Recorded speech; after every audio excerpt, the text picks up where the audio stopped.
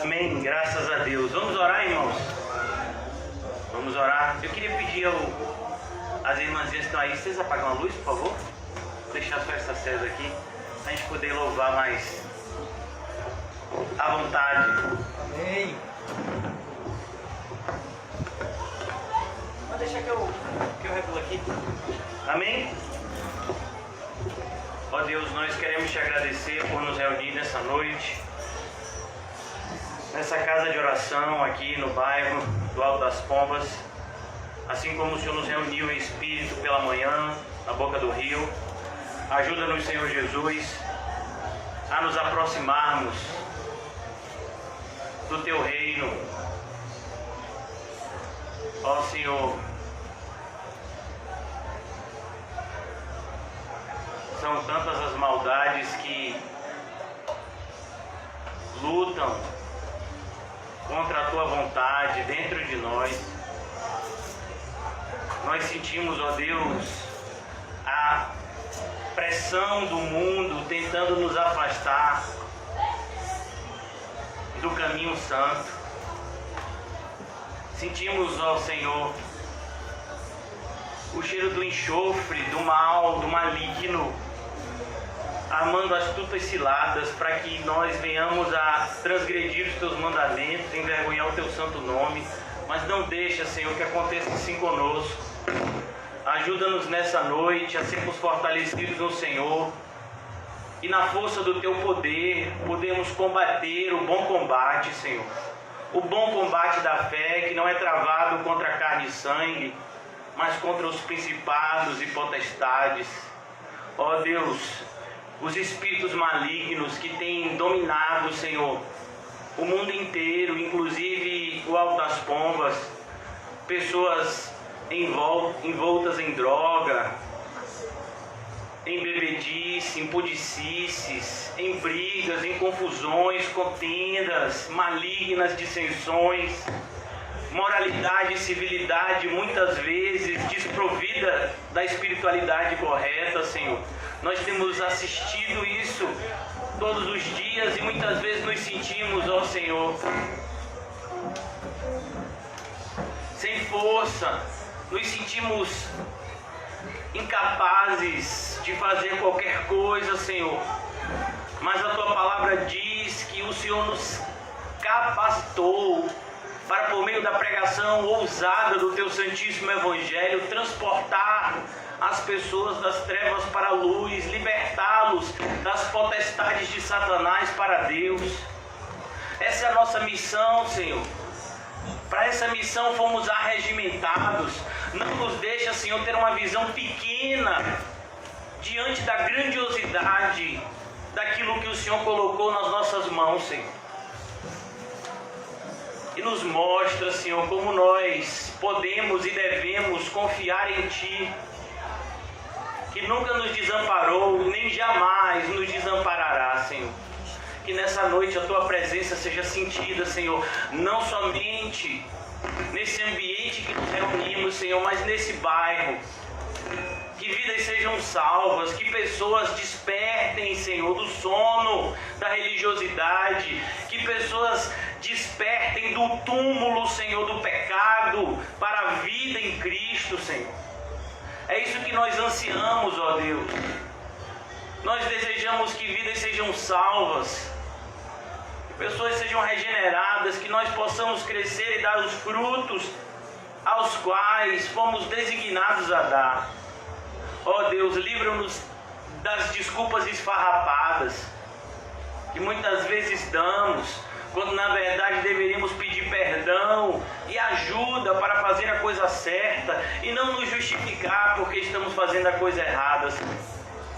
Ajuda-nos, Senhor. Ajuda-nos nessa noite.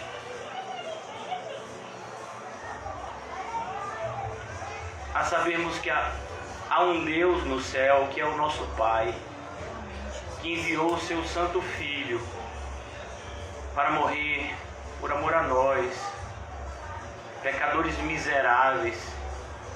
Mas Ele o ressuscitou ao terceiro dia, o colocou acima de todos os tronos e potestades, e o colocou no governo e lhe deu toda a autoridade que está no céu e na terra. Esse é o nosso Senhor Jesus Cristo, o Rei da Glória, que está conosco aqui neste momento, que estava aqui antes de nós e continuará ao nosso lado, nos guiando por graça, por misericórdia. Ó Senhor Jesus, que seja sentida a Tua presença, Senhor, neste lugar. Ajuda-nos, Senhor Jesus.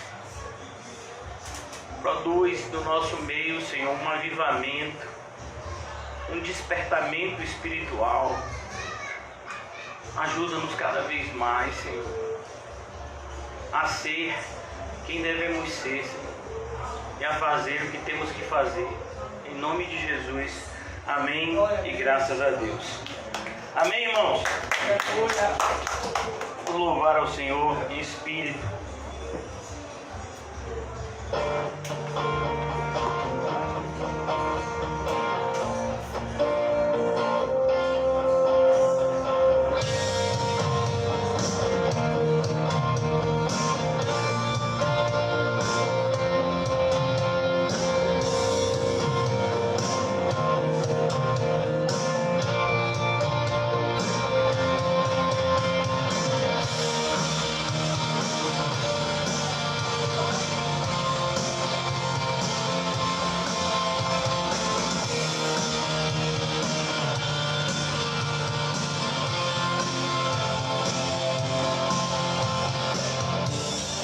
Graça me deste, Deus, mesmo quando longe andei, teu amor não falha.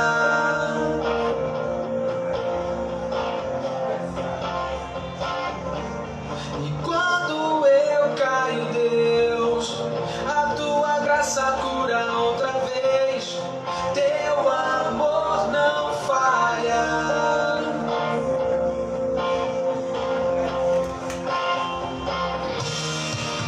Na cruz tu pagaste,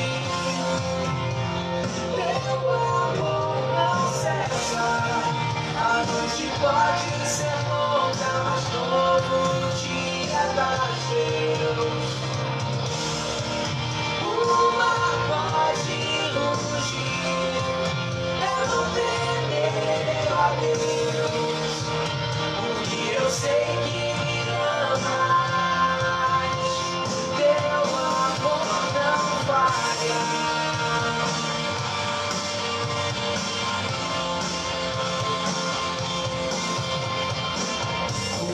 Sopra com força, mas sei estás velando sim por mim, teu amor não falha.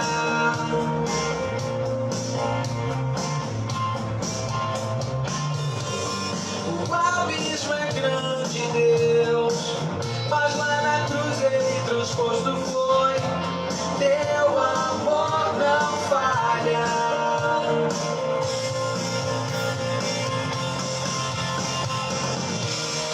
Se lá na cruz tu pagaste,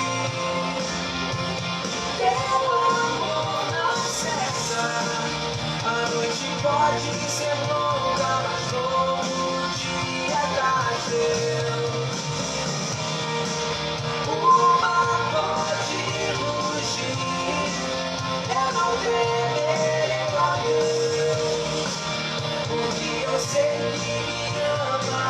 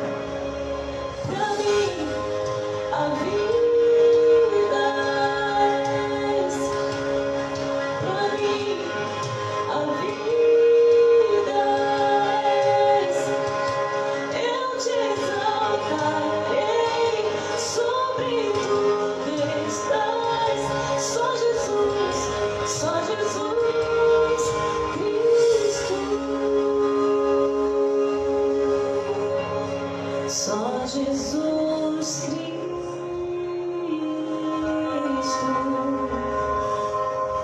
Quando o sol se levanta, só Jesus Cristo. Até o fim chegar, és tudo que eu preciso. Cristo, não há outro. Pra mim, a vida és. Pra mim, a vida és. Eu te exaltarei, sobre tudo estás. Só Jesus Cristo. Só Jesus Cristo. Se eu for abandonado, ou se faz eu caminhar, se colado na fornalha, se a bonança me cercar, há um nome a quem me apego e que vou anunciar. Só Jesus Cristo. Só Jesus, meu Cristo.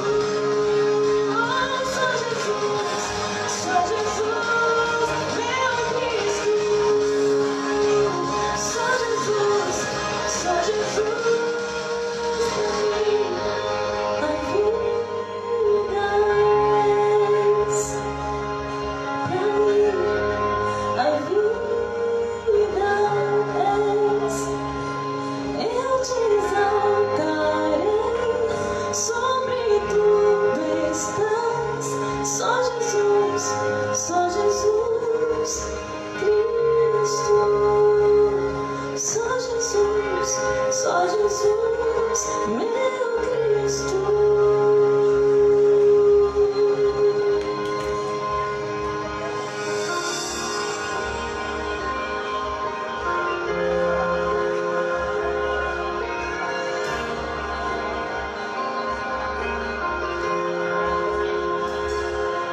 Se eu for abandonado, ou se faz a caminhar, se provado na fornalha, se a bonança me cercar, há um nome a quem me apego e que vou anunciar. Só Jesus, meu Cristo. Só Jesus Cristo. Só Jesus pra mim. A vida és. Pra mim, a vida és. Eu te exaltarei, sobre tudo estás. Só Jesus Cristo. Só Jesus, meu Cristo.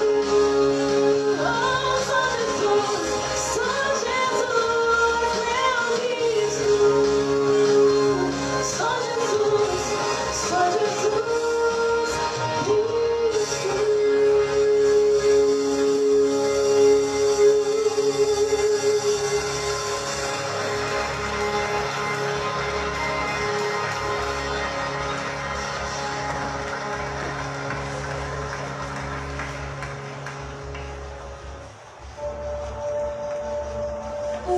Sua palavra era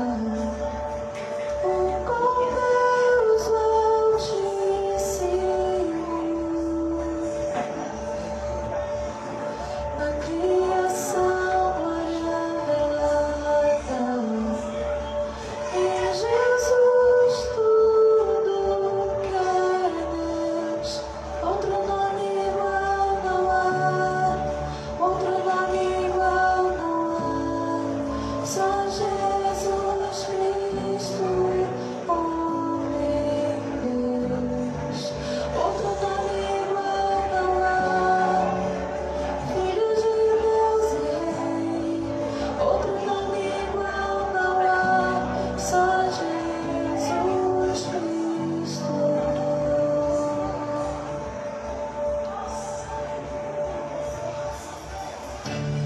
Fazem ouro, o sal deixou-se, o santo Deus, o homem se fez.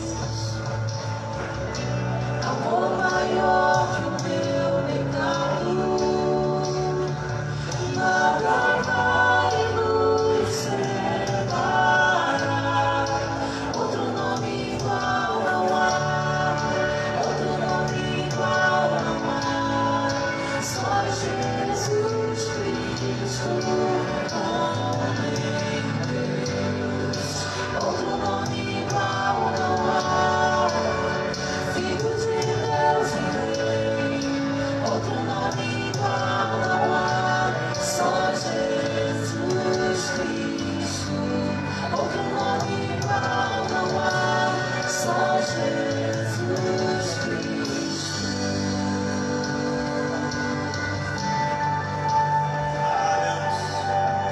Toda a terra se prostrará, todos os principados e potestades, o céu e o inferno, se prostrarão e declararão, Senhor Pai, que Cristo é o Senhor para a tua glória, porque só isso glorifica o teu nome. Cristo exaltado sobre todas as coisas, porque Ele é a tua imagem, Ele é a perfeita imagem do seu ser, a exata expressão de quem tu és. Em cada beleza de Cristo nós vemos a tua beleza, Pai. Aleluia. Nem mesmo a morte se pode impedir. O véu se rasgou, levou-me a Deus. O céu o adora, leão e cordeiro, pois consumado tudo foi. Mas não tem incomparável, hoje pra sempre reinará. Rei soberano, onipotente, Verbo de Deus, Senhor. Outro nome igual não há, outro nome igual não há, só Jesus Cristo, homem Deus. Outro nome igual não há, Filho de Deus e Rei. Outro nome igual não há, só Jesus Cristo. E nós não vejam incomparável, hoje pra sempre reinará. Rei soberano, onipotente, Verbo de Deus, Senhor e Rei. Outro nome igual não há, outro nome igual não há, só Jesus Cristo, homem Deus. Outro nome igual não há, Filho de Deus e Rei. Outro nome igual não há, só Jesus Cristo. Outro nome igual não há, só Jesus Cristo. Outro nome igual não há, só Jesus Cristo. Ó Cristo, aleluia. Incomparável. Deus soberano. Amém, irmão? Amém. Vamos abrir as nossas Bíblias na parte final do Evangelho, do Sermão do Monte, perdão. Na parte final do Sermão do Monte, eu intitulei a nossa mensagem de hoje de cuidado, você está em perigo.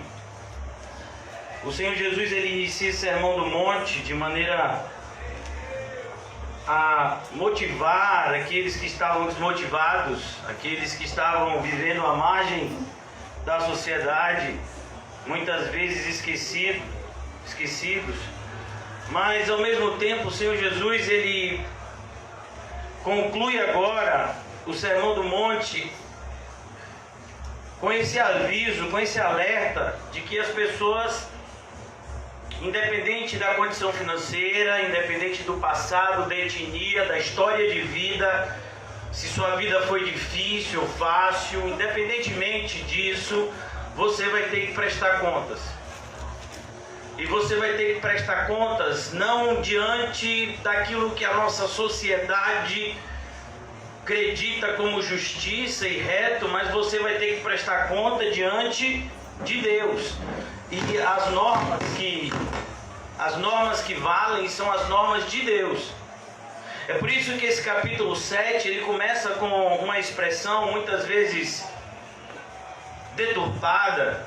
Muitas pessoas que querem viver em pecado utilizam-se desse capítulo 7, desse início do capítulo 7, para continuar vivendo em pecado. E olha como começa esse capítulo 7: não julgueis. Então, quando uma pessoa quer continuar no pecado, ele diz, está vendo aí, ó, a Bíblia disse não julgueis. Não, irmãos, a Bíblia não disse não julgueis como você está falando. O que Jesus está querendo dizer de fato aqui é que nós não devemos julgar segundo a nossa ótica, porque a nossa ótica pode estar errada.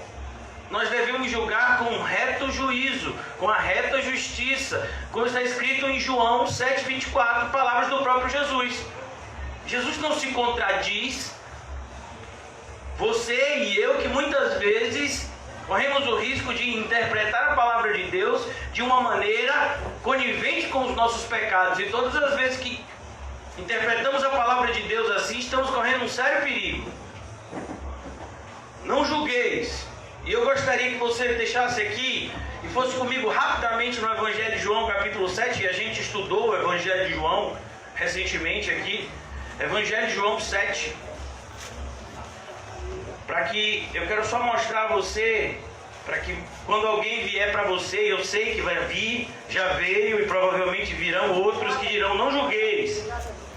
Versículo 24 do capítulo 7 do Evangelho de João: não julgueis segundo a aparência, e sim pela reta justiça. Então você entendeu o que Jesus está dizendo aqui no versículo 1 do capítulo 7 de Mateus? É o que ele está dizendo lá no capítulo 7 de João, versículo 24. Não julgueis segundo os seus próprios critérios, mas julgue segundo a reta justiça, porque é essa justiça que nos julgará naquele grande dia. Então ele diz, não julgueis para que não sejais julgados. A ideia aqui é isso: não julgue debaixo de preconceitos, não julgue precipitadamente, não julgue segundo a aparência. Nós vivemos num mundo que as pessoas são mais bem tratadas se vestirem melhor, não é assim? Se você entrar numa padaria vestindo uma roupa cara, e se você entrar na padaria de short, sandália e blusa comum de casa, que você acha que a pessoa vai atender melhor? Então, se você chegar no seu bairro de ônibus, ou se você chegar num carro importado, quem você acha que as pessoas vão tratar melhor? Nós vivemos num mundo de aparência, irmãos, onde muitas vezes a pessoa está de carrão e está cheia de roupa e cheia de dívida, para manter aquela aparência. Então Jesus está dizendo, não julgue assim, não é assim que tem que julgar. A nossa balança é isso aqui, ó, é a Bíblia. Então quando a Bíblia diz adultério é pecado e ponto, não tem justificativa. Ah não, mas é porque meu esposo também fez. Ah não, é porque minha esposa. Ah não, é porque minha vida. Não, é pecado. Quando a Bíblia diz não matarás, não mate. Não, mas eu matei por, como é que se diz? Por legítima defesa. Não, mas não é justificativa. É melhor você morrer e ir para o céu do que você matar e ir para o inferno. Então é isso daqui que é a reta justiça, é a palavra de Deus. Mas a gente vive num mundo de aparências. E esse mundo de aparências, irmãos, infelizmente invadiu a igreja com toda força. E a maioria das igrejas também vive de aparência. Por que as igrejas elas estão agora preocupadas? E todos vocês sabem que o que eu estou falando aqui é verdade. Por que as igrejas se preocupam em construir templos luxuosos e bonitos? Por quê? Para a glória de Deus é que não é. Você acha que Jesus está preocupado se esse lugar tem ar-condicionado, se esse lugar tem o melhor sistema de som, se esse lugar tem o melhor sistema, as cadeiras mais confortáveis? Vai ser um perigo, né? Para alguns. O demônio do cafuné já age assim no calor e na cadeira desconfortável. Imagina se ficou confortável. Então, irmãos, por que as pessoas se preocupam? Outro dia o irmão José estava ministrando, comprar, fazer grandes e luxuosas igrejas. Por quê? Porque ele sabe que se você fazer uma grande e luxuosa igreja, as pessoas vão lá. Não é? Porque o mundo é de aparência. Jesus diz, não é assim que a gente discerne as coisas. A ideia de julgamento aqui, irmãos, não é a ideia de juiz, mas é a ideia de discernimento. É a ideia de saber diferenciar o certo do errado, o bom do mal, a luz e a treva. Aqui a ideia de julgamento é a ideia de discernimento. E não a ideia de sentença. Pois com o critério com que julgares, ou seja, com o critério que você estiver discernindo as coisas, sereis julgados. E com a medida com que tiverdes medido, vos medirão também. Porque vês tu o argueiro, muitas traduções é o cisco, né? No olho do teu irmão, um pequeno pedacinho de um pó, um pequeno de madeira, uma foligenzinha. Você está vendo ali aquilo no olho do seu irmão, porém não reparas a trave. A trave é um pedaço de madeira grande que está no teu próprio.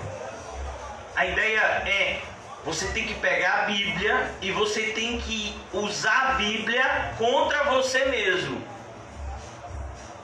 Antes de mais nada, para que você possa ajudar alguém, você tem que primeiro se analisar.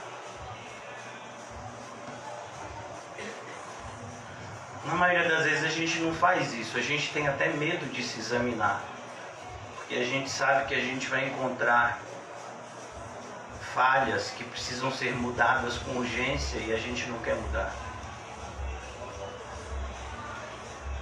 Então ele diz, como você vai dizer ao teu irmão, deixa tirar o argueiro do teu olho, quando tens a trave no teu? Isso que é hipocrisia, irmão. Isso que é hipocrisia. Então você está dizendo para a pessoa, olha, não faça isso, sendo que você faz algo pior.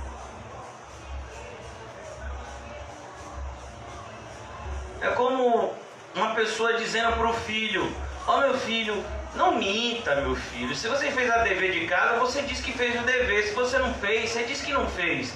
Aí o mesmo filho que vê o pai dizendo não minta, vê o pai depois mentindo.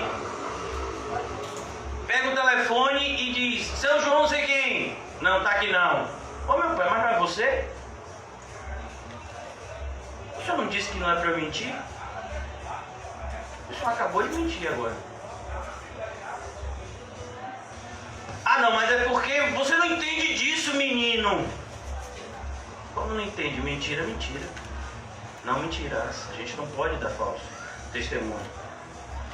Como dirás ao teu irmão, deixa tirar o argueiro do teu olho quando tens uma trave no teu olho. Eu fico impactado, irmãos, que tem determinadas pessoas que são capazes de olhar até se a sua blusa está rasgada na altura das axilas, mas elas não percebem o pecado que estão cometendo.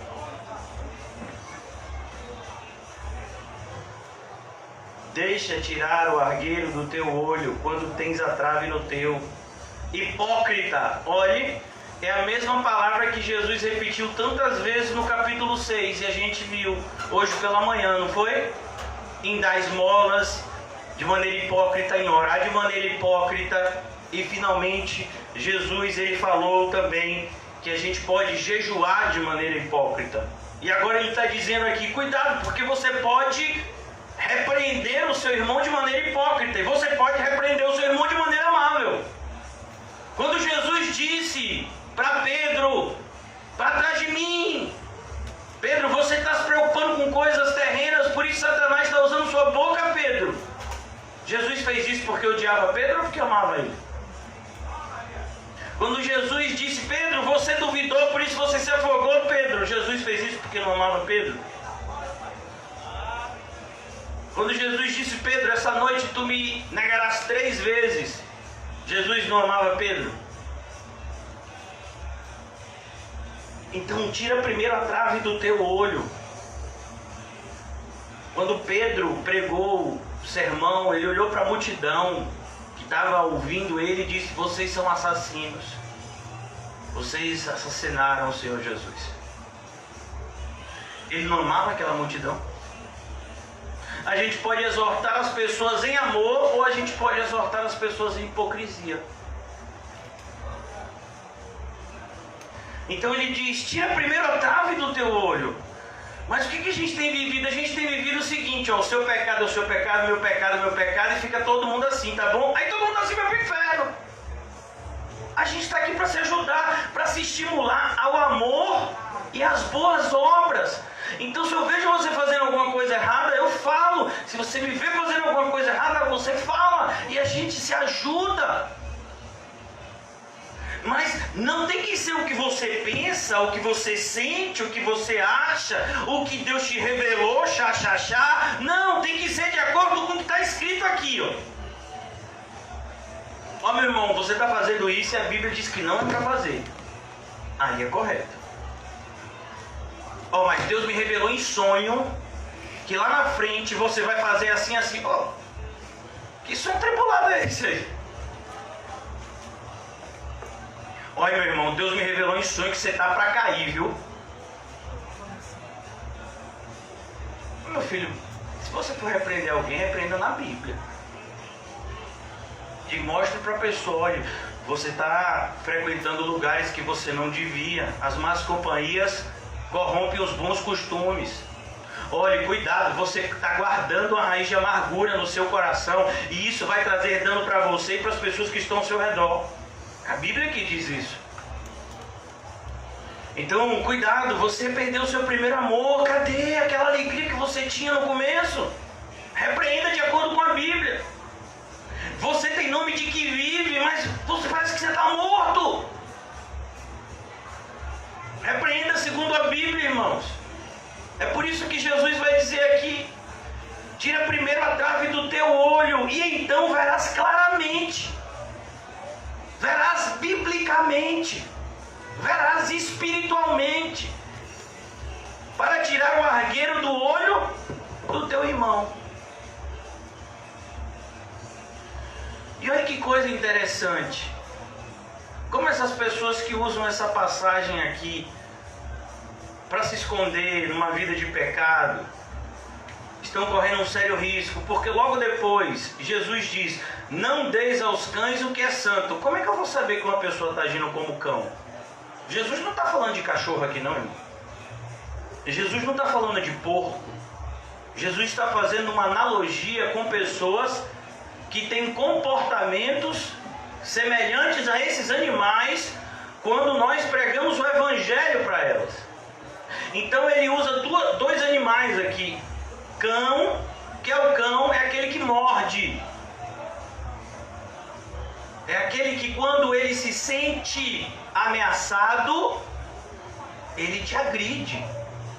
Ele pode ser até o seu cãozinho de casa. Há um tempo atrás, eu e outra pessoa prestamos socorro a um jovem, frequentou até a igreja durante um tempo, que o cachorro, que havia quase mais de 10 anos que era da casa, ele estava brincando com o cachorro, deitado, fez uma brincadeira com o cachorro avançou, partiu o lábio dele ficou balançando, da mordida. E o cachorro era desse tamanho assim. Mas deu uma mordida na boca que arrancou, o lábio ficou solto, precisou ser suturado. O cachorro que cresceu com ele, mas se sentiu ameaçado. Então a gente tem que tomar cuidado. Ele diz, não deis aos cães o que é santo. Se uma pessoa já demonstrou que ela agressivamente, que ela não quer conta com o evangelho, você vai ficar pregando para essa pessoa? Se você estiver fazendo isso, me perdoe, você está desobedecendo a palavra de Deus. Não deis aos cães o que é santo. O servo de Deus não foi chamado a contender. Então você prega o evangelho, a pessoa diz, meu irmão, eu não quero nem saber disso, eu creio em outra coisa, quer saber uma coisa? Vá para lá, para onde você veio. Pronto. Você passa por uma pessoa dessa e diz, bom dia, boa tarde, boa noite. E ora por ela. Não desistimos de orar. Mas pregar, a gente prega para quem quer ouvir. O evangelho é uma pérola preciosa. A gente não deve tratar o evangelho como se fosse um panfleto de político que você sai distribuindo porque você quer ganhar votos dos indecisos. Não. O evangelho é algo precioso. E ele diz mais, nem lanceis ante os porcos as vossas pérolas. O que é o porco? O porco é aquela que não sabe a diferença entre sujo e limpo. Se você perguntar a um porco, você sabia que você está sujo? Você acha que o porco sabe que está sujo? Você acha que o porco se sente incomodado com o mau cheiro? Você acha que o porco se sente incomodado com comida podre? Não, meu filho, isso é o que ele mais gosta. O porco vive aonde? No chiqueiro. Ele ama lama, sujeira, não é assim? E se você der um banho num porco e botar ele bem bonitinho, ainda botar uma fitinha, né, como fazem nos pets, e depois soltar ele vai para onde? Para lama. E vai se embolar todo. Porque ele gosta daquilo. Então a Bíblia diz, não lanceis ante os porcos as vossas pérolas. Olha que coisa. Para que não as pisem com os pés. Ó, pisar com os pés. Ah, pastor, fiquei tão chateado, a pessoa ali desfez do evangelho. E você foi pregar para ela por quê? Deus mandou? Ele mandou? E voltando-se, vos dilacerem. Isso significa que a gente não vai ser perseguido, que a gente não vai ser oprimido? Não, absolutamente.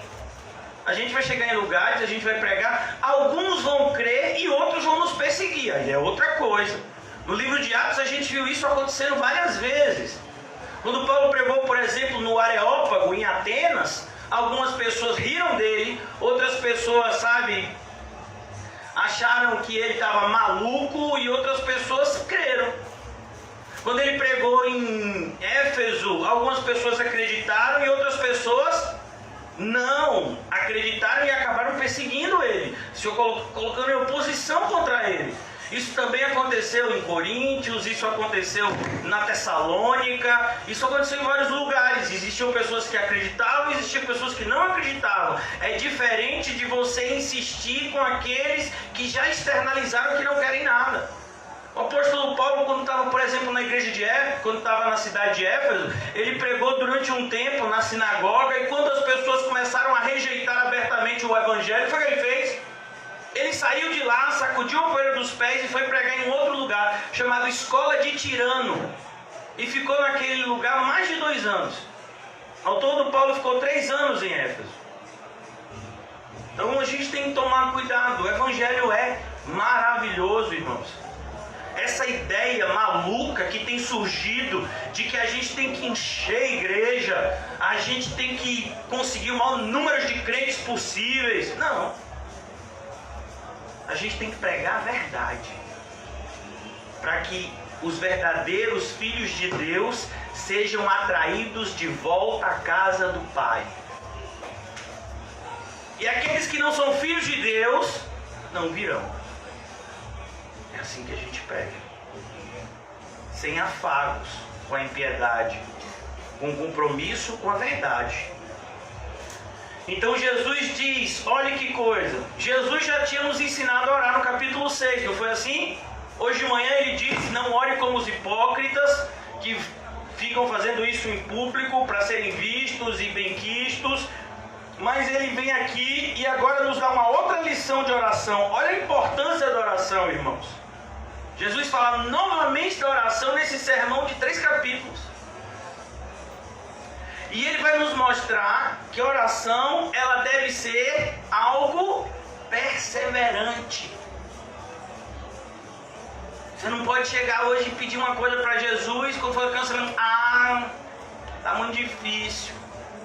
Eu não acredito mais que Jesus vai fazer isso. Então por que você começou a pedir? Pedi e dá-se-vos-á. Buscai e acharei. Batei e abri-se-vos-á. Olha que coisa. 3 verbos aqui.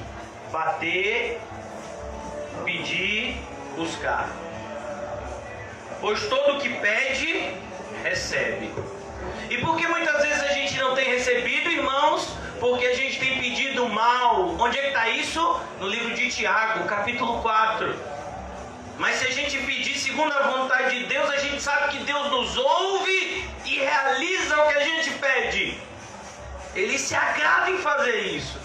E Ele só não vai fazer o que a gente estiver pedindo para nossa própria satisfação. Quer ver uma coisa? A gente pode até orar pela conversão de alguém de maneira maligna.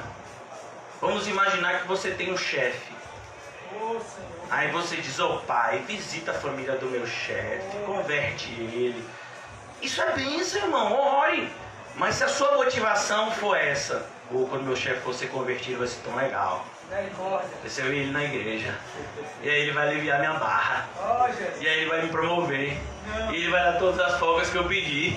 Aleluias. Converte, pai. Não, meu filho, você está orando para a conversão da pessoa por interesse pessoal. Você não está preocupado com a alma da pessoa. Você está preocupado com a sua melhora de vida terrena. Isso está errado.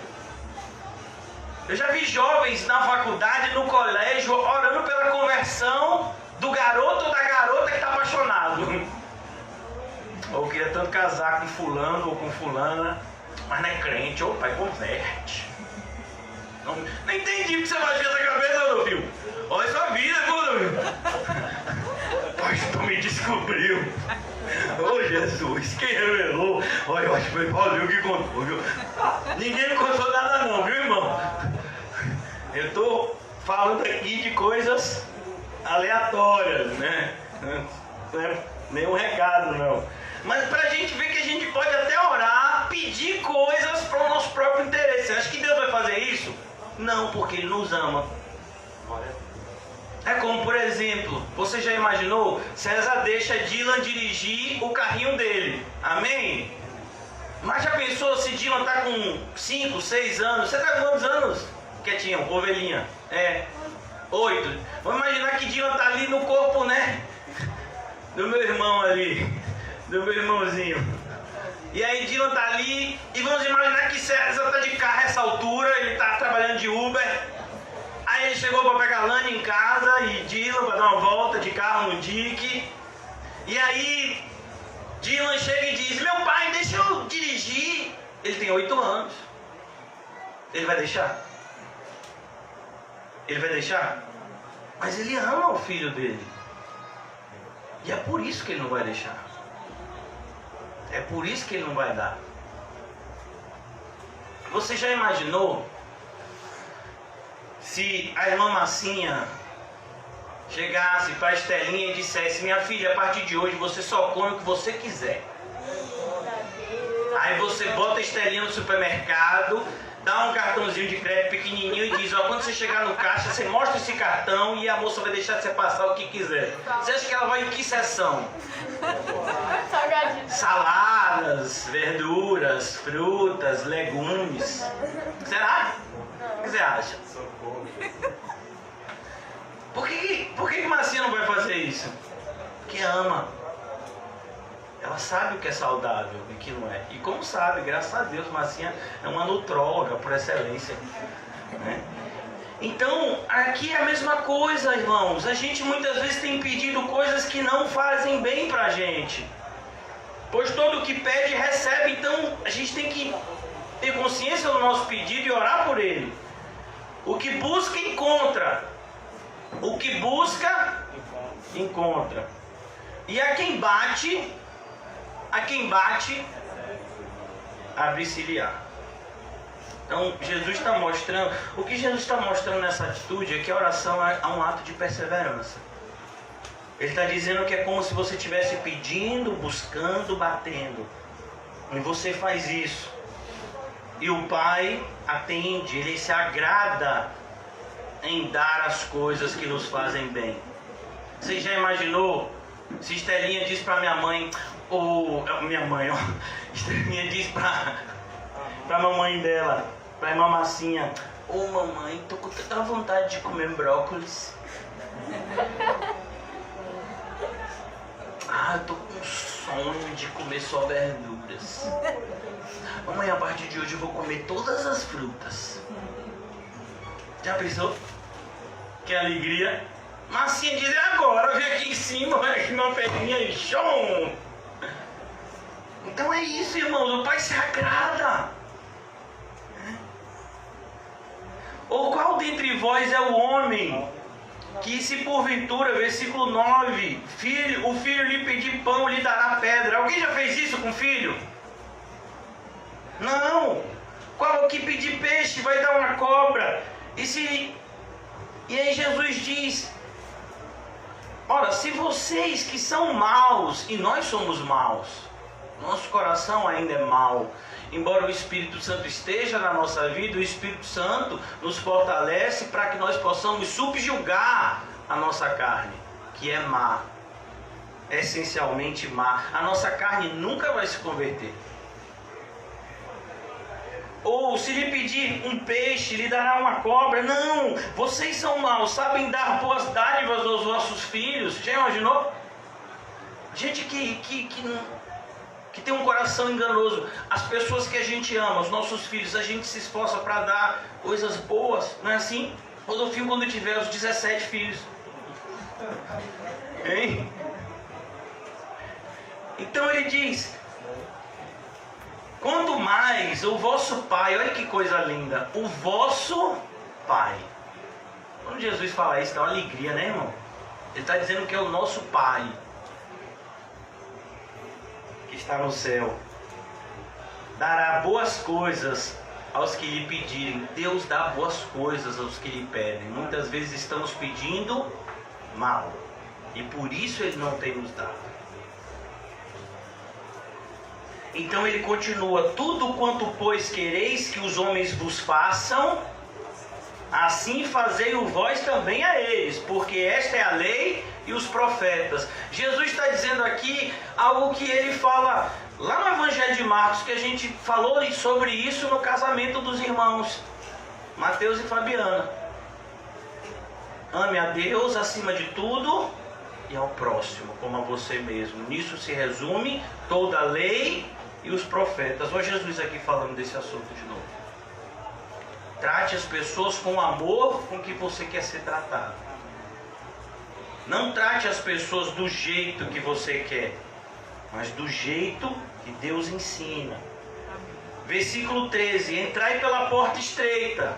E por isso o título da nossa mensagem qual foi? Cuidado, você está em perigo. E deixa eu dizer uma coisa, o maior perigo na vida do ser humano não é o diabo. O maior perigo na vida do ser humano é Deus. É cair na mão de um Deus irado. Deus está irado. Você já leu Efésios? Por natureza somos filhos da ira.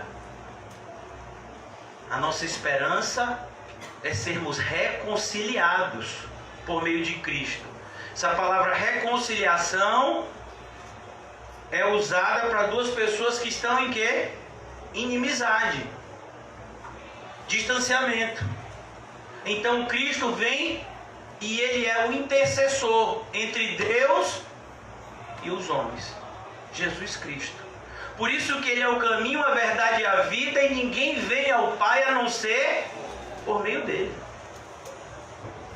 Então Ele vem aqui e diz: cuidado, você está em perigo. Você está em perigo de estar vivendo uma vida religiosa que não é a correta. E é a palavra de Deus quem nos ajuda. É por isso que, se você é espiritual, você então é uma pessoa que lê muita Bíblia. Se você é uma pessoa que ora, você gosta de ler a Bíblia. Entrai pela porta estreita. Entrai pela porta estreita. Por que a porta é estreita? Por quê? A ideia de porta estreita, irmãos, quem já andou de ônibus aqui? Amém? A ideia de porta estreita é essa ideia que a gente vê muito, de maneira muito simples na roleta do ônibus. A porta estreita dá essa ideia, só pode entrar um por vez. Você já viu alguém entrando no ônibus levando um fogão, um móvel, um armário? Já viu? Não entra, meu filho. Não dá para passar por aquela roleta. Já viu entrando com um carro, com a casa? E se você quiser passar pela roleta com seus 5 filhos, esse é um de cada vez. A porta é estreita. Mas ele diz que há um perigo dentro e fora da igreja, que é a porta larga. A porta larga é aquela porta que você atravessou e nem viu, de tão larga que ela é. Essa porta é tão larga que é do tamanho do mundo inteiro. Larga é a porta. E espaçoso. Olha que coisa. Esse caminho que o mundo propõe para a gente é o caminho do conforto. É por isso que a palavra do momento é o quê? Seja feliz, faça aquilo que você gosta de fazer, aquilo que te dá alegria. Quem te disse isso? Não, seja santo. Faça aquilo que alegra o coração de Deus. Não é de faça a sua vontade, não. A gente não aprendeu hoje de manhã? Seja feito a tua vontade. Não. Então o mundo ele quer nos colocar numa posição de conforto para que a gente não perceba o perigo que está diante de nós, que é a consumação final. Quero que você entenda os 4 pilares da fé evangélica. É conhecido como cosmovisão cristã. Deus criou o mundo. Está lá no começo da Bíblia. No princípio Deus criou os céus e a terra. O homem pecou, está lá em Gênesis também, capítulo 3, e foi expulso da comunhão com Deus. Mas ainda no capítulo 3, Deus disse que iria conceber um outro caminho de reconciliação por meio do sangue. E ele mata um animal e veste Adão e Eva com as vestimentas deste animal, prefigurando a redenção que viria por meio de Cristo. A gente vê isso em Jó. Eu sei que o meu Redentor vive. A gente vê isso na vida de Abraão. A gente vê isso na vida de tantas outras pessoas. A redenção, a criação, a queda, que é a entrada do pecado no mundo, a redenção por meio de Cristo. Mas aí fica faltando uma coisa, que é a quarta: a consumação. Deus vai consumar o seu plano. E quando é que a consumação acontece? Apocalipse capítulo 20. Deus lançará no inferno Satanás, o anticristo, o falso profeta, e bem como todos aqueles demônios que são anjos caídos que o seguiram, e todos os seres humanos que não têm o seu nome escrito no livro da vida serão lançados no lago de fogo e enxofre, a saber, segunda morte. Essa é a consumação. Aí você vê Apocalipse 21. Quando todo mundo, todo o universo é julgado, então veremos um novo céu e uma nova terra. Porque já as primeiras coisas se passaram. Então, irmãos, cuidado, a gente está num mundo que está com um cronômetro ligado para ser destruído. Cronômetro regressivo ligado, e a gente não sabe quanto tempo nos resta. Por isso a Bíblia diz, não é para você ficar aí confortável.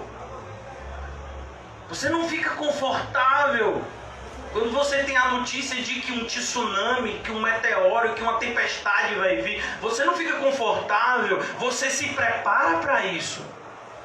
Aqui no Brasil a gente não tem muitos fenômenos assim climáticos, mas lá nos Estados Unidos você tem terremotos, você tem incêndios, tem regiões que tem aqueles famosos furacões.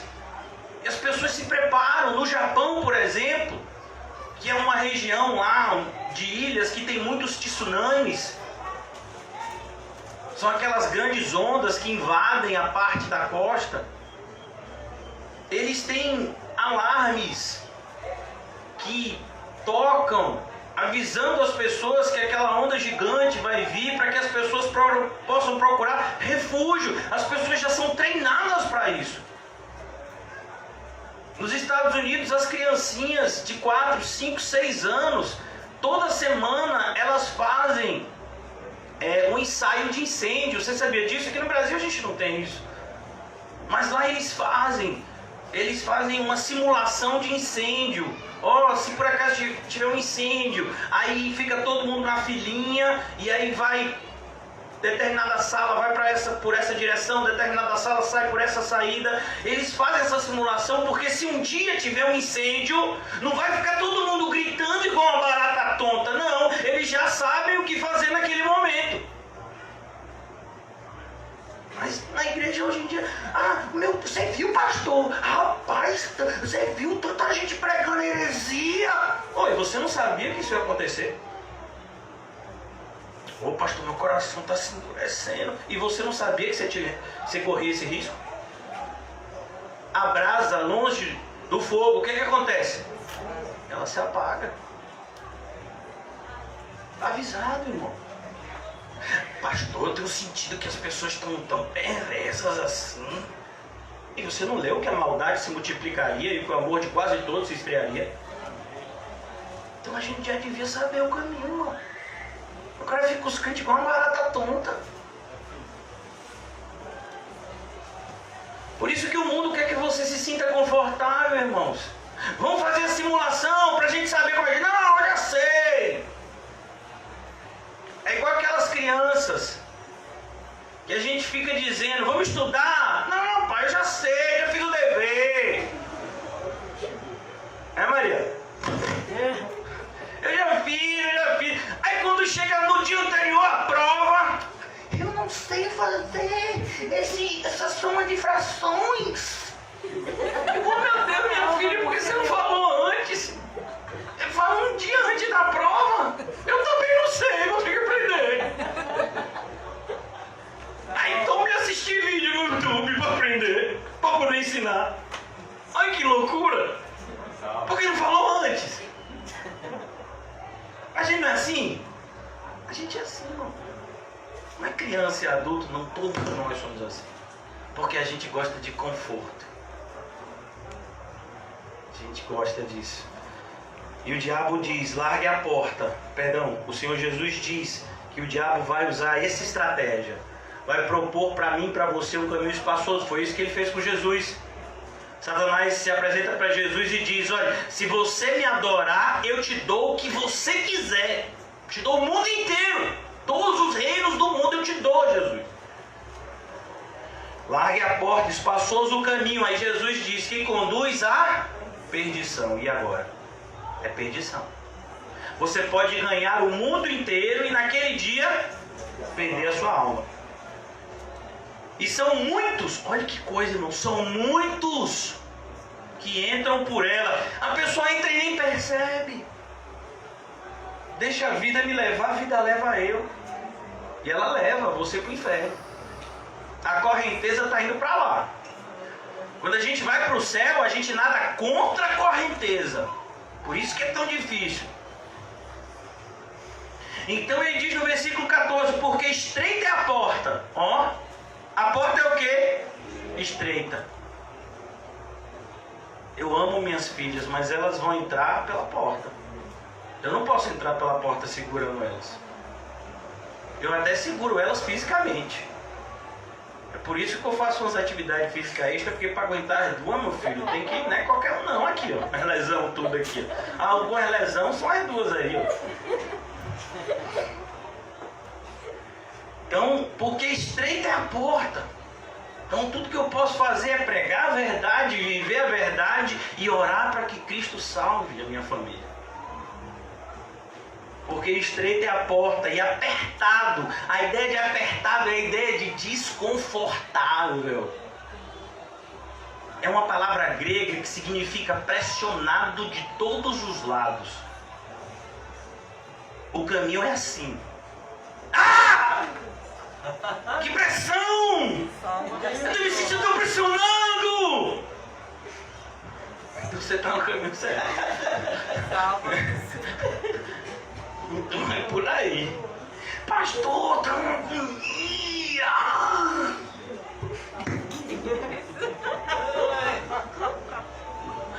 É por aí, irmão, ó. Pode seguir que o caminho é esse, viu? Ó, apertado.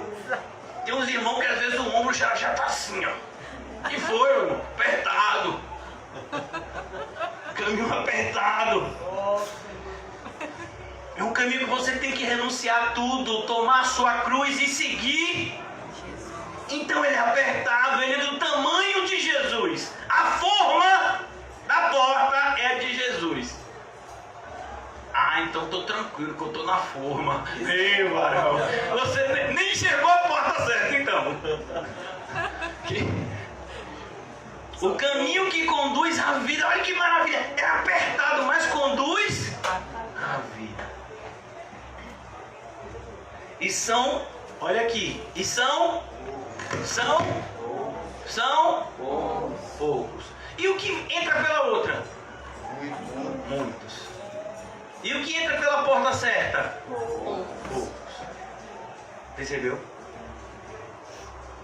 A realidade do mundo espiritual. Por que a gente prega o evangelho e são poucos os que creem, até da nossa própria família, do nosso próprio bairro? Então são poucos os que acertam com ela. As pessoas, a porta é tão estreita que é difícil de encontrar ela. Tem gente que diz, eu nunca encontrei uma pessoa que pregasse esse evangelho. Eu nunca conheci o evangelho da cruz verdadeiro. Eu ia para determinados lugares que falavam até de Cristo, mas que ele ia dar, que ele ia fazer, e que eu podia viver uma vida tranquila aqui na terra. Isso não é o evangelho da cruz. Isso não é o evangelho de Cristo.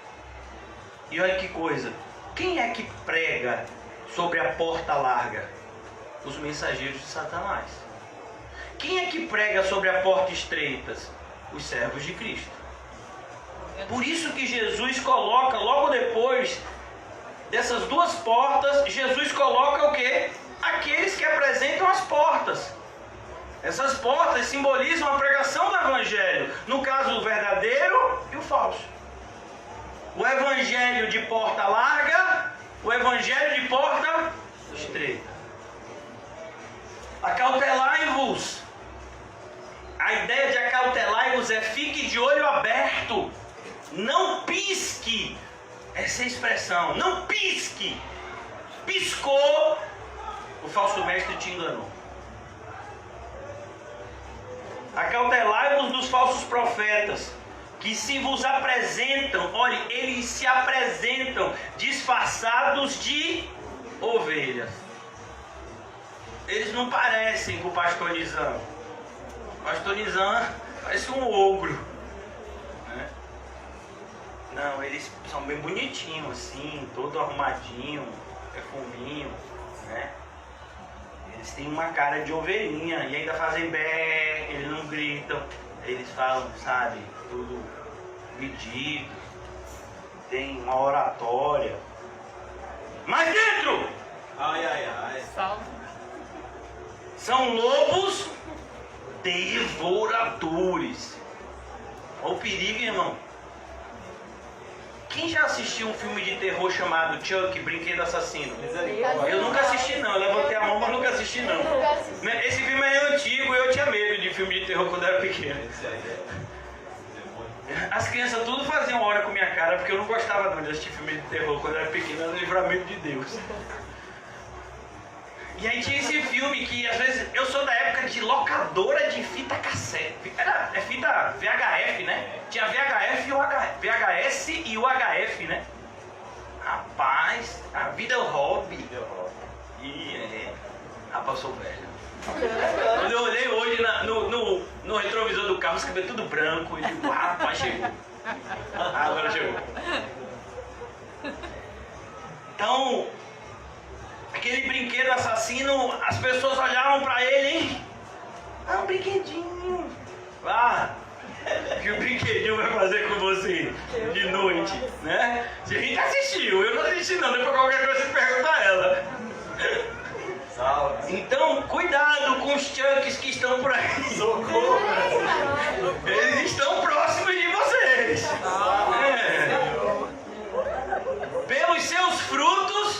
Pelos seus frutos, os conhecereis. Ó, o que tem feito? O fruto, a ideia aqui é a prática de vida. Piedade, sabe? Sã doutrina sem piedade é hipocrisia. Você tem que ter a doutrina certa para viver a vida correta. Então, a gente aprende os ensinos de Jesus para viver como Jesus. E não simplesmente para aprender os ensinos de Jesus para ganhar aplauso por causa disso. A gente ensina tanto com palavras quanto por meio de ações.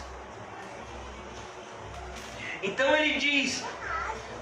Por dentro eles são lobos devoradores. Como é que eu vou saber disso, Jesus? Pelos seus frutos os conhecereis. Colhem-se porventura uvas dos espinheiros? Você vai no espinheiro procurar uva? Vai? Não vai. E ele diz, e figos dos abrolhos? Assim toda árvore boa produz... Toda árvore boa produz bons frutos. Porém a árvore má, deixa eu lhe dizer uma coisa, irmãos. Omissão é um fruto mau, viu? Negligência é um fruto mau. Ah, mas eu não fiz nada. Omissão e negligência, fruto mau. Mas eu não estou produzindo nada ainda. Tá sim. Procrastinação. Pastor, eu não fiz... Olha, você me respeite, deixa eu lhe dizer o que é procrastinação. Procrastinação é você deixar para amanhã o que Deus mandou você fazer hoje. A gente, na maioria das vezes, faz isso, né? O pastor disse que a gente tem que rejeitar a vida, que tem que viver uma vida santa. Ainda bem que 2021 tá chegando. 2021, irmão, eu tô falando pra onde? Parece dieta. Não, eu vou começar a dieta final de ano, que nada. Ainda mais que eu soube que Marcinha vai fazer uma confraternização com os irmãos aí na sexta-feira. É sexta-feira? Olha, isso eu nem sabia, vai o espírito aí.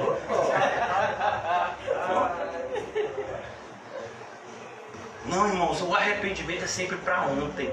Arrependei-vos. Por isso ele diz, esse é o fruto, o melhor fruto que a gente pode dar ao Senhor é um coração quebrantado e contrito. Esse é o fruto que Deus se alegra de ver. Tudo o resto é consequência, irmão. Disso. Se você tem um coração quebrantado, contrito, se você é uma pessoa arrependida de verdade, você vai buscar fazer o que Cristo te pede, e sem dar desculpa.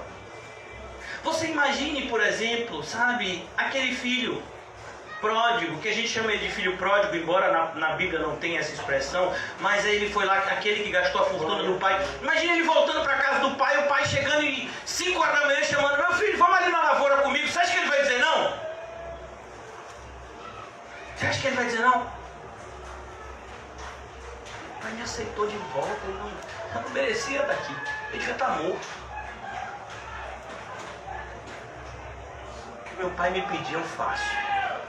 Olha o que Paulo fala. O amor de Cristo me constrange. Eu fico às vezes assim,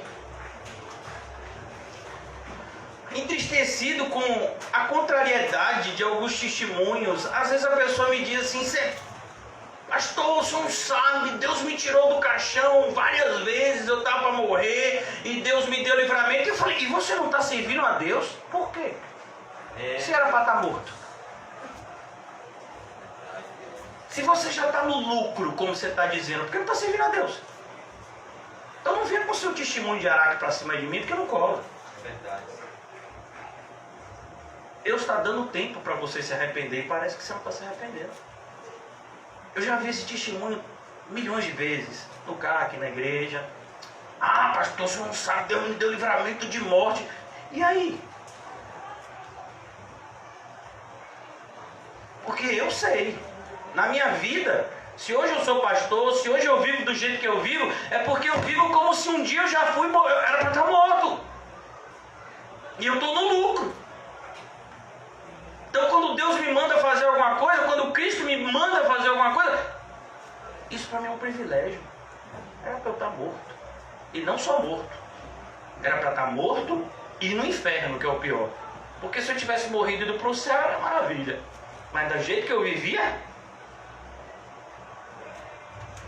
aí o Senhor me salva, me apresenta um caminho de salvação, e aí eu estou vivendo uma vida ímpia e estou dizendo que Deus me ama e me dá livramento?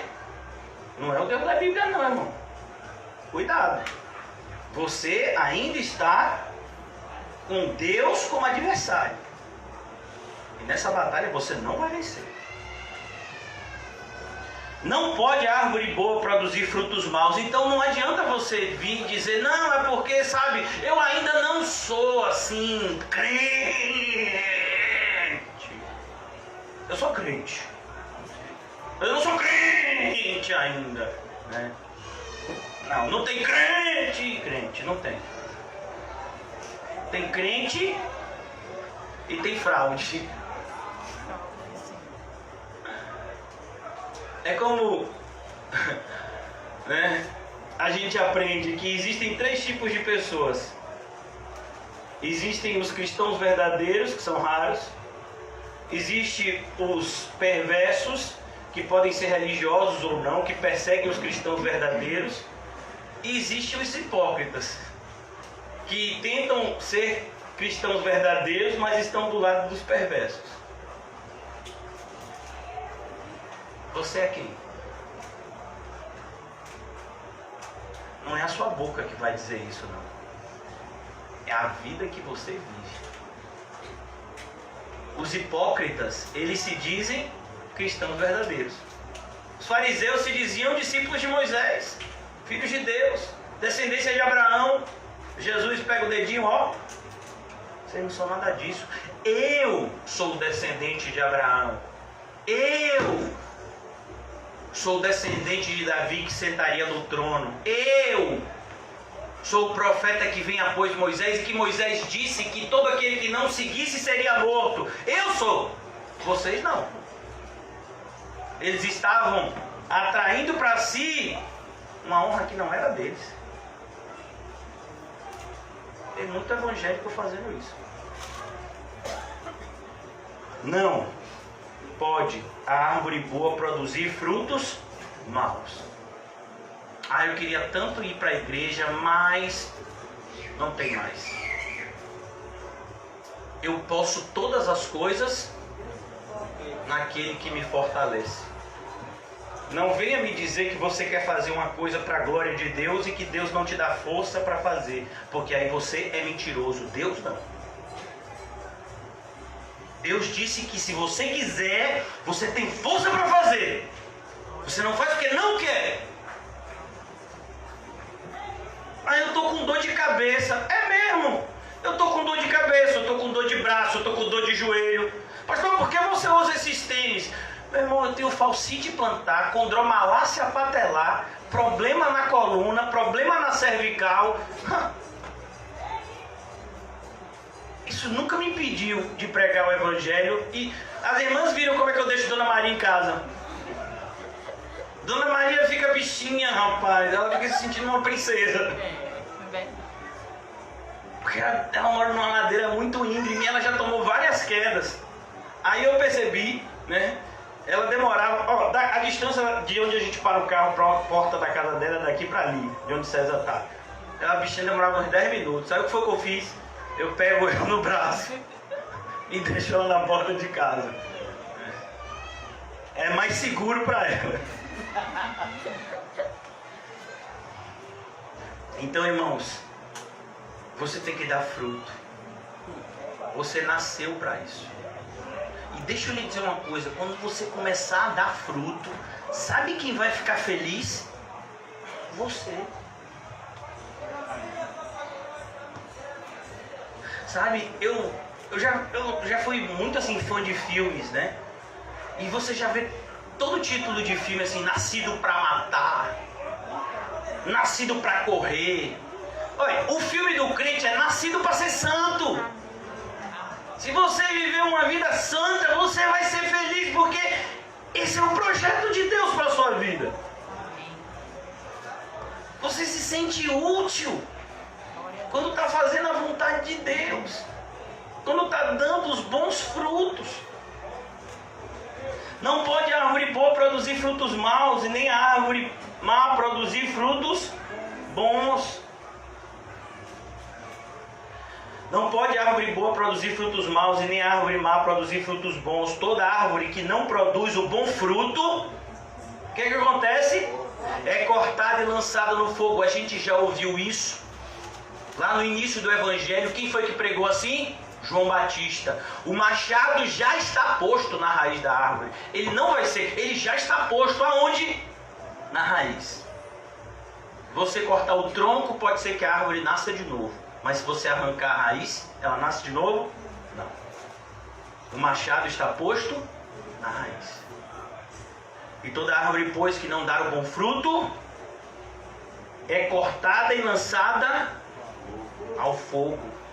Assim, pois, pelos seus frutos o conhecereis. E eu vou ser sincero para vocês aqui, irmãos. A passagem que... Olha, tem muitas passagens que causam um temor no meu coração forte. Mas a passagem que eu mais tenho medo de toda a Bíblia é essa daqui. De toda a Bíblia. Tem muitas passagens que produzem um temor no nosso coração, mas essa daqui eu fico morrendo de medo. Porque aqui o Senhor Jesus está falando de um fato verídico. É como se o Senhor Jesus colocasse você e eu numa máquina do tempo e a gente entrasse no futuro e desaguasse no dia do juízo. E a gente estivesse assistindo o juízo acontecendo. Já pensou, irmãos? Foi isso que ele fez aqui. Ele nos deu a oportunidade de enxergar o futuro para não cometermos erros que nos levarão a um destino de perdição. Nem todo que me diz Senhor, Senhor entrará no reino dos céus. Isso me dá medo. Por isso que eu fico com receio, irmãos. Pela vida de tantos irmãos, tantas pessoas que a gente pregou o Evangelho, que a gente tem algum tipo de ligação, porque a gente percebe que essas pessoas se acham cristãs, embora não vivam como tal. Pessoas que às vezes assistem os cultos pela internet e dizem aleluia, glória a Deus. Cadê elas aqui?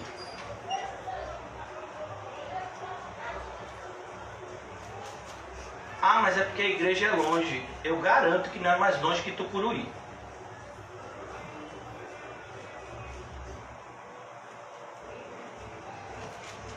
Você sabe quantos seguidores tem a fanpage da igreja? 1.200 seguidores. A igreja não tem 50 membros.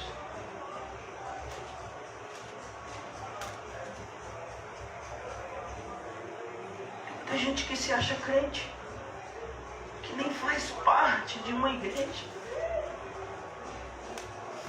Você gosta de ouvir sermões bíblicos? Ah, que bom! Herodes também gostava. Herodes amava os sermões de João Batista. E você acha que ele está onde essa hora? Por isso, irmãos, eu fico, sabe, às vezes eu fico desesperado, angustiado pela vida de alguns. Porque você fala, a pessoa leu, a pessoa ouviu. E ela ouviu várias vezes. A pessoa foi repreendida, exortada várias vezes.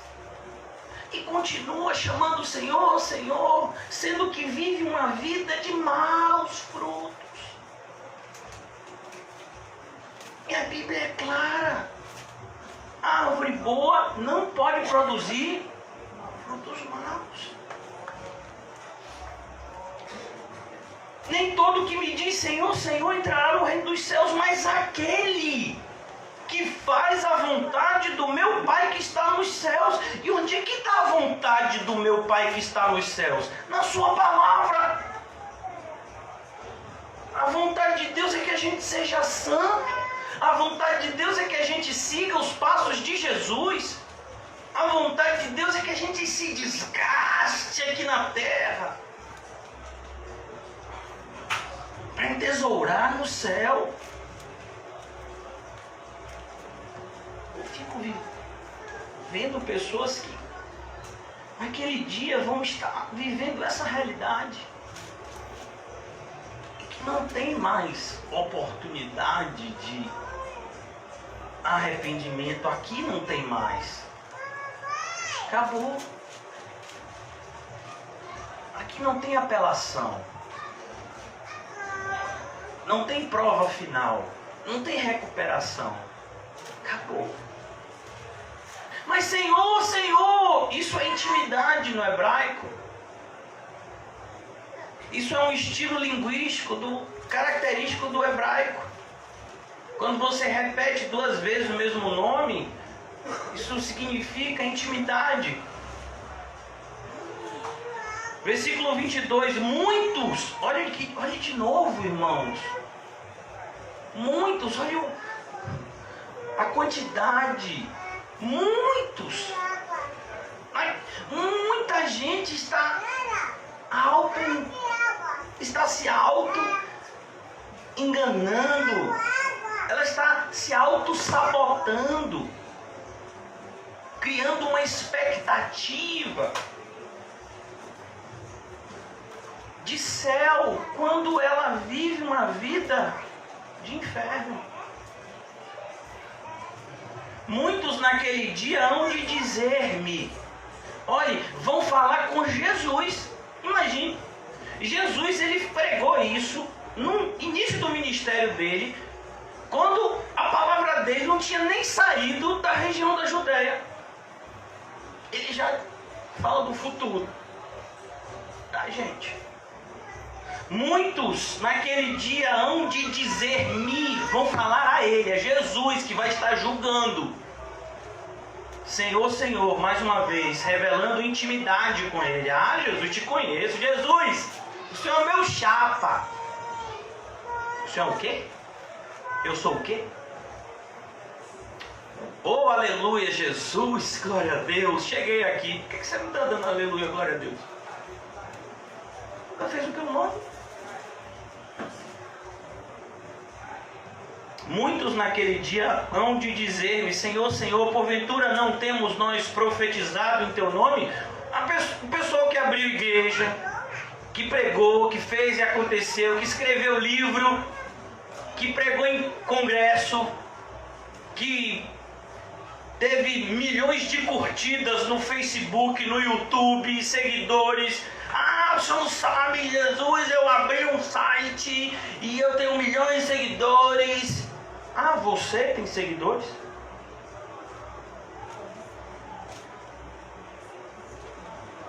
Ah, eu tenho muitos discípulos, Jesus. Ah, você tem discípulos? Eu mandei você fazer discípulos? Eu mandei você pregar e fazer discípulos para mim?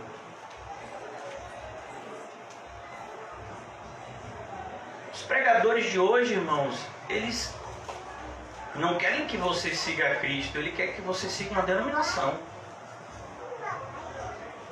Batista, pentecostal, presbiteriano, congregacional. O importante é você ser formatado com alguma denominação. Cristo não nos chamou para isso. Cristo nos chamou para seguir a Bíblia pura, sem acréscimos e sem também tirar nada. Senhor, Senhor, porventura não temos nós profetizado em Teu nome e em Teu nome não expelimos demônios? Você pode até expulsar demônio, irmão. Sabe, tem vários filmes aí que são baseados em fatos reais de padres católicos que não conhecem a verdade e que fazem o famoso, né, que a Igreja Católica chama de exorcismo. Tem igrejas evangélicas que são especializadas em cultos de libertação.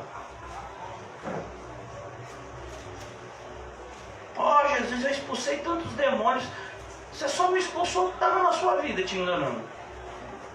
E esse era o principal.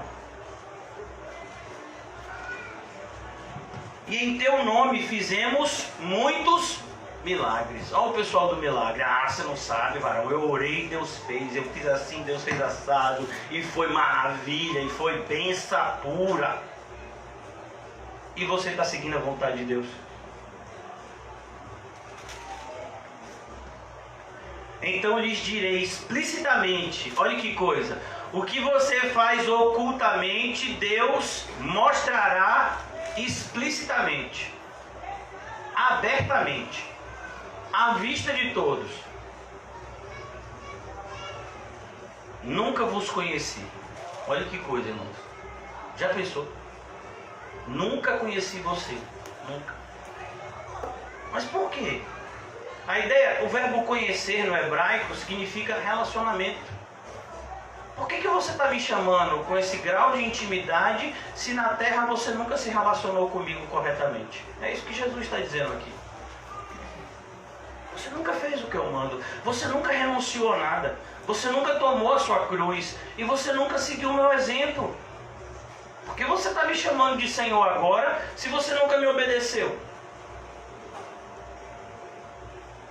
Aqui a gente já viu amar, perdoar, orar da maneira correta, enxergar a nossa vida como feliz, mesmo quando somos perseguidos e caluniados, termos a responsabilidade de sermos luz, de sermos sal.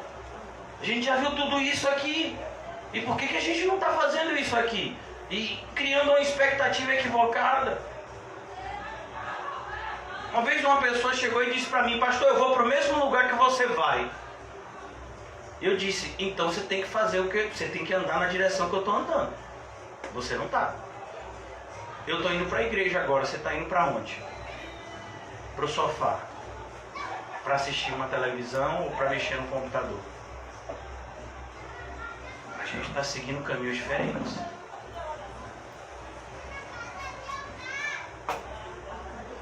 Pessoas que estão lutando para conseguir um benefício do governo. Eu abri mão de milhões de reais em honorários advocatícios quando eu me converti. E aí? Você acha que você vai para o mesmo lugar? Cadê a sua cruz? Cadê as marcas de Cristo? Cadê? Cadê a insônia? Cadê o choro? Cadê o joelho marcado? Cadê o desprezo daqueles que te rejeitam porque veem Cristo em você e não gostam de Cristo? Então a gente não está andando na mesma direção. Podem dois andarem juntos se não estiverem de acordo? Podem dois chegarem no mesmo lugar se estiverem andando em direções opostas? Então quando uma pessoa chega e diz: não, eu também vou para o céu igual a você. Igual a mim, não. Se você quiser viver, vamos todo mundo, todos nós aqui viver como Cristo ensinou. É o que a gente está buscando fazer. Mas criar um caminho de salvação de acordo com a nossa conveniência, a gente chegou ao cúmulo de criar um evangelho virtual. Imagine, irmãos, um evangelho virtual.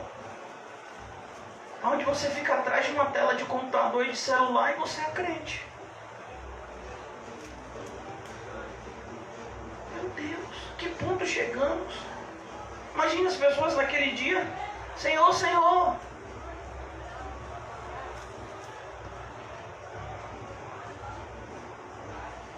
Então lhes direi explicitamente: nunca vos conheci. Nunca vos conheci. Olha, irmãos, para mim, pegar o Covid e ficar à beira da morte foi um privilégio que Deus me concedeu. A oportunidade de sofrer um pouco. Por que eu peguei o Covid quando não tinha Covid? E aí eu peguei. E aí o meu pulmão, sabe, foi acometido com uma pneumonia gravíssima, que ainda não se recuperou até hoje. Eu fui no médico recentemente e a médica disse que ele não está bom ainda. Isso para mim é privilégio. Eu trago no meu corpo as marcas de Cristo. Eu peguei o Covid porque eu prego o Evangelho. E aí? Qual é a sua desculpa? Então, irmãos, Jesus vai dizer naquele dia: apartai-vos de mim, vocês praticam iniquidade. A ideia é: vocês ficam dizendo o que é certo, o que é errado. E vocês ficam dizendo o que é errado, o que é certo. Você percebeu, irmãos, que aqui é a conclusão do começo. As pessoas estão julgando as coisas de maneira errada. O que é certo, o mundo chama de loucura, de errado. O que é errado, o mundo diz que é equilíbrio, que é certo. Jesus é que é o juiz de tudo e todos. E ele já nos disse quais são as leis e as normas que regerão o julgamento no dia do juízo. É a palavra dele. No Evangelho de João ele diz: quem julgará vocês vai ser a palavra que vocês dizem ouvir e acreditar. Então ele conclui esse sermão aqui, e eu vou pedir até que os irmãos preparem a ceia para aqueles que vão cear, avisando que a ceia é para aqueles que são batizados, que verdadeiramente creem em Cristo e têm procurado viver uma vida de maneira cristã.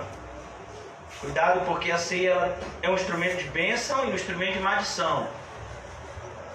Em 1 Coríntios aprendemos isso. Aqui no final do Sermão do Monte, a partir do versículo 24 ao versículo 27, o Senhor Jesus, concluindo aquilo que ele começou a falar no capítulo 5 das bem-aventuranças, ele conclui aqui, obrigado, filhinha, ele conclui aqui no capítulo 7, a partir do versículo 24, fazendo uma comparação com uma construção. E eu creio que vocês conhecem bastante o que está sendo dito aqui. A gente vive numa cidade onde, infelizmente, quase todos os anos assistimos, tristemente, desastres por conta de movimento de terra, né? Pessoas que constroem as suas casas em terras que, quando a chuva vem, né, aquela terra fica alagada, ela acaba se movendo e a estrutura, uma vez, obrigado, uma imagem muito forte passou, obrigado, irmão, uma imagem forte de uma casa, eu não me lembro do bairro, que parecia que ela era feita de isopor, que ela caiu assim em frações de segundos. Fala, meu Deus, quanto tempo deve ter demorado para construir aquela casa? Devia ter uns 3 ou 4 andares. Vocês sabem como dá trabalho, né? Fazer as pilastras, bater a laje, fazer parede, botar janela. E a pessoa fez aquilo em pouco menos de 1 minuto. A casa ruiu toda. Porque foi construída de forma indevida, certamente. Você já viu Uma vez eu tive a oportunidade de dar um estudo bíblico do lado de uma construção, de um prédio. E quando a gente dava esse estudo, ficava um negócio, eu não sei como é que fica o nome daquele, batistaca, né, que chama, é batistaca mesmo? É batistaca? Isso. Ficava o dia todo. Pei. E aí depois a gente, rapaz, quando é que vai parar isso? Quando achar a rocha. Só para quando achar uma rocha bem dura, que os engenheiros calcularam que aguenta todo o peso daquele prédio que vai ser construído. Tem que achar o quê? A rocha. E fica. Pei. Rapaz, vai acabar esse negócio não, mãe? Bate. Rapaz, onde é que tá essa rocha? Tá em Cristo! Dá vontade de gritar da janela. Essa rocha aí, ó, vai acabar também naquele dia. Vai para Cristo. Ele é a rocha. Todo aquele, pois, que ouve as minhas palavras e as pratica. Olha vocês aqui, amém? Você é Leninha. Amém? Ouve a palavra e faz o quê? Pratica. Rapaz, você viu o que o pastor falou hoje? Tem que tomar cuidado no negócio da porta. Quando eu chegar em casa, eu vou olhar para a porta. Eu vou ver se eu entrei pela estreita ou pela larga. Se eu entrei pela larga, eu vou ajeitar logo minha vida. Eu vou prestar atenção se o pastor Nizé é um falso profeta ou se é um homem de Deus. Preste mesmo, não tenho medo não, irmão. Paulo se sentiu extremamente alegre quando os irmãos os irmãos lá da Grécia, né? Eles ficavam olhando na Bíblia o que Paulo estava escrevendo, o que Paulo estava pregando.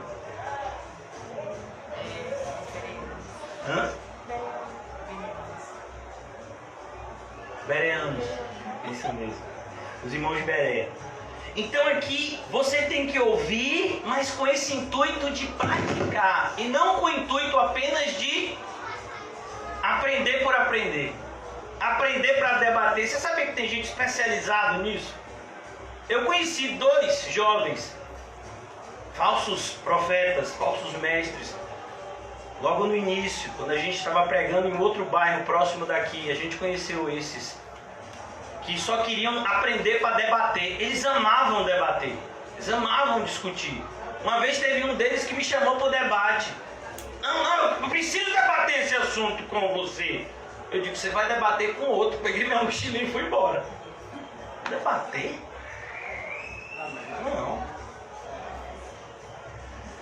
Todo aquele que ouve as minhas palavras e as pratica será comparado a um homem prudente. Olha a palavra, prudente. O que é uma pessoa prudente? É uma pessoa precavida, é uma pessoa preparada, é uma pessoa que se antecipa. Ela não espera o desastre, ela se antecipa. Como a gente falou das escolas que ensinam os estudantes a agirem no momento de incêndio. Você prepara as pessoas para algo que pode acontecer. No nosso caso ainda é mais grave, a gente prepara para algo que vai acontecer. Todos nós vamos estar diante de Cristo. Seja para ouvir, vinde benditos de meu Pai, ou seja para ouvir, apartai-vos de mim. Todos nós, todos os seres humanos vão estar diante de Cristo. Por isso você tem que ouvir e praticar. Esse homem será comparado a um homem prudente que edificou a sua casa sobre a rocha, e a rocha é Cristo. Ele é a rocha. Ele é aquela visão que Daniel nos mostra. Uma rocha cortada sem auxílio de mãos humanas que destrói completamente o reino dos homens. Caiu a chuva, transbordaram os rios, sopraram os ventos e deram com ímpeto contra aquela casa, que não caiu porque foi edificada sobre... Então não me diga que a prova fez você se desviar. Não. Se a sua casa está fundada na rocha, independentemente do tamanho da sua provação, da perseguição, do que quer que seja, você vai vencer. Porque a vitória que vence o mundo é a nossa fé. Porque o Senhor Jesus sempre conduz o seu povo em triunfo. Então nenhuma provação é justificativa para Muito pelo contrário, a aprovação é justificativa para o crente amadurecer, ficar mais forte espiritualmente. Então ele diz aqui, versículo 26, todo aquele, porém, que ouve as minhas palavras e não as pratica, olha a tristeza, ouve e não as pratica. É o que a gente chama do evangelho self-service. Vocês já foram nesses fast food que a gente costuma chamar de restaurante aquilo, né, assim? E você tem lá um monte de opções e você vai lá e escolhe o que você quer, escolhe o que você não quer. Normalmente, né, tem aquele buffet enorme de salada e o pessoal passa direto. Pronto. Aí você vê, né, macarronada, feijoada, mocotó, caruru, que mais? Buchada, só comida leve. Farofa, todo tipo de farofa, de manteiga, de banana, de cebolinha cortada, do que você quiser. Ô pastor, para com isso, estou me dando fome. Aí você escolhe o que você quer e o que você não quer, não é assim? O evangelho não é assim não, irmão. Evangelho, meu filho, é um pacote fechado. Ou você pega, ou você não pega. Quem aqui já comeu salgadinho? Ou só eu que comi na minha infância? Né? Quem ainda come salgadinho? Um bocado. Você já viu? Você já chegou aqui para uma pessoa e disse: rapaz, olha, eu não estou com muita fome, eu quero pegar 3 salgadinhos do saquinho e depois eu quero te devolver. Alguém já lhe vendeu 3 salgadinhos? Não, só quero pegar 3. Só quero pegar 3 flandangos, 3 rufos e 3 dessas batatinhas, depois eu te devolvo, você vende um saco para outro. Vende? Por que você acha que você pode fazer assim com o evangelho? Não, eu quero pegar aqui 2 ou 3 princípios de Cristo e o resto não, pode botar na prateleira. Você acha que é assim? A pessoa pensa que é assim. E todo aquele que ouve as minhas palavras e não as pratica será comparado a um homem insensato.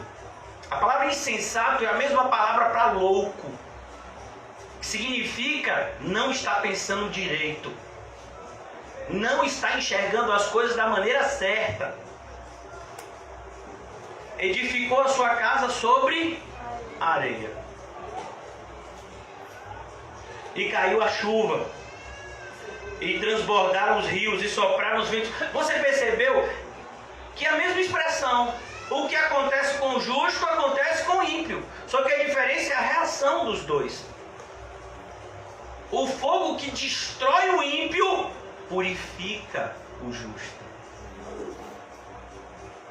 Caiu a chuva, transbordaram os rios, sopraram os ventos e deram com ímpeto contra aquela casa, e ela desabou, sendo grande a sua ruína. Percebeu, irmãos? Ou a gente é crente, ou a gente é crente.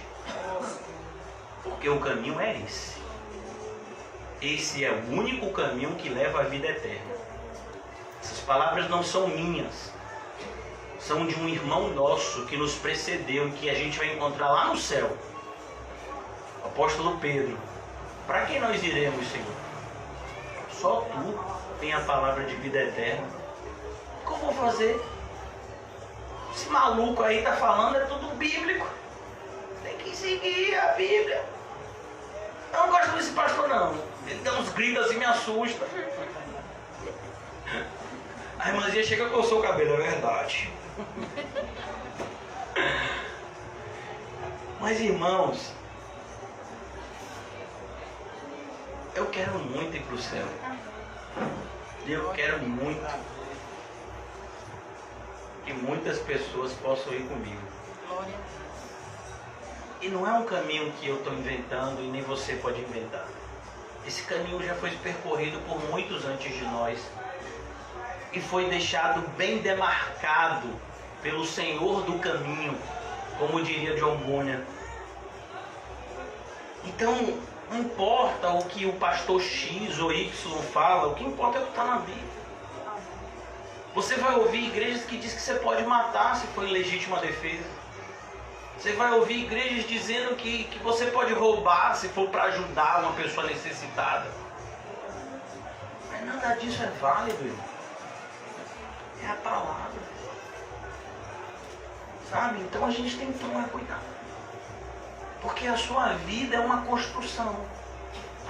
Mesmo quando você não está fazendo nada,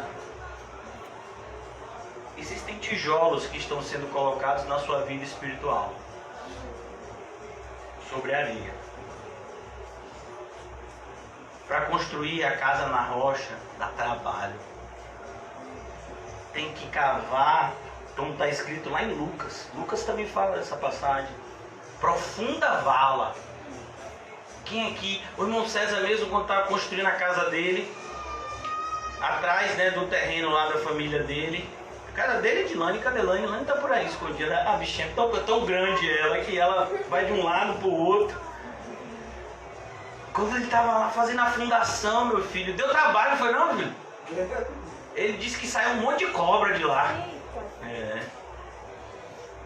Está lá a casa dele em segurança, esperando o Dylan já voltar para correr tudo do lado. Então, irmãos, dá trabalho ser crente.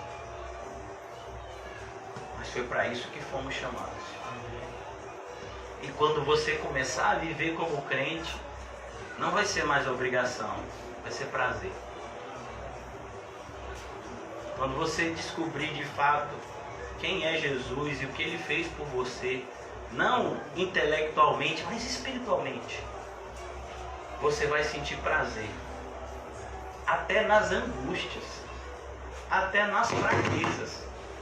Porque na nossa fraqueza opera o poder de Deus. Amém, irmãos? Amém. Como crentes, como participantes do corpo de Cristo, comamos e bebamos para a glória de Deus.